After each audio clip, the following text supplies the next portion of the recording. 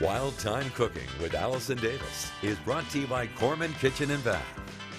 Hey there, welcome back to Midday Kentucky. Chef Allison Davis here, of course, in the Wild Time Kitchen over in the Shinaway Shops. I'm starting to smoke, so I'm going to turn my heat down and tell you a little bit about what we're making today. We've got a little crab cake mixture that's going on, and there's several different things that you can do. This may be the time of year where you're thinking about maybe having a party or looking for some appetizer options for entertaining guests in your home, and this is a great one. You can make these up ahead of time. You can put them in the freezer, and then you can just have them when you're ready to, pop them in the oven. We're talking crab stuffed mushrooms, and they're so elegant. They're actually really old school, but you're just going to to prepare your mushrooms first off. We're going to pop the stems out, and a lot of times if you're looking to bulk up your crab cake mixture, say you don't want to use a ton of crab, it can get expensive. Dice up the stems and mix it into your filling. It's a great way to kind of help extend and fill that filling up for your mushrooms. So if you want, you can also open up a little bit more of that cavity by just taking a little spoon and just kind of scraping, the insides a little bit to kind of make room for all that filling, okay? So really simple, easy way to prepare those mushrooms. I'm going to take those over here and get those out of the way. All right, now we can start talking about our filling. So one of the first things I like to do is saute off a few vegetables, just like our onions. I've got a little bit of diced red onion. Green onion would work as well. Some bell peppers, red and yellow, I kind of like just for color. Again, this is a filling, so this isn't like a Maryland style crab cake. This has a little bit more in it. It's going to stretch a lot further. All right, I'm going to dice up a little bit of celery here because for me in a crab cake, the diced celery is an absolute must.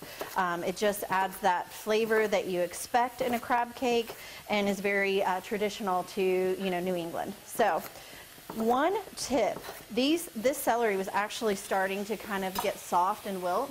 And if you don't know this, you can keep celery sticks in your fridge in like ice water, just kind of standing up, and that will crisp them up like beautifully, and it will also help extend the life of them. So it's a great way to just kind of keep your celery fresh and really crispy in your refrigerator.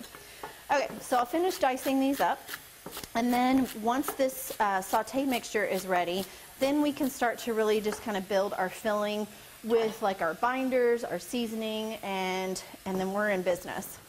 All right, so celery, and I don't saute these ingredients very long. I just like to do a little sweat on them just to kind of soften them, but I still want that crunch of those vegetables.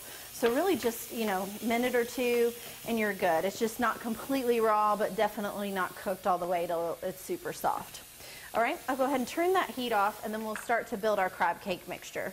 So for the filling, I'm going to go with your claw meat because that's going to be a little bit more affordable. And again, we're mixing it with so many things that I think that claw meat is just your better bet, bang for your buck, so to speak. All right, so to our filling, we're going to add mustard, a little Dijon mustard. The mustard's going to serve as a binder. It's going to help hold everything together. And then we have some mayonnaise, of course, going in as well, just to kind of give us that creamy texture. Salt and pepper. And then you cannot do it. You can't have it. I mean, I guess you can, but it's just not as good without Old Bay. So a little bit of Old Bay seasoning, okay? Now I'm going to add my filling in here, all those nice, beautiful vegetables. And you can see why they really, are important in this mixture because it just adds a really nice color. Okay, I like to add a little Parmesan cheese into the mixture, and then I'm also going to season and do some breadcrumbs here in a bit. All right, so I'm working all of that in with the filling now, and what I have added into this, besides just those nice vegetables that we briefly sauteed, was an egg. We added that mustard and mayonnaise, of course, the Old Bay seasoning, and then some panko breadcrumbs and lemon juice, which is really going to help kind of bind and really bring that together so it's not so wet.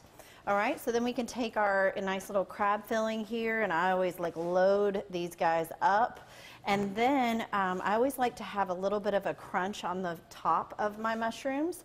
So you can simply just add in some more of those panko breadcrumbs, right, with melted butter.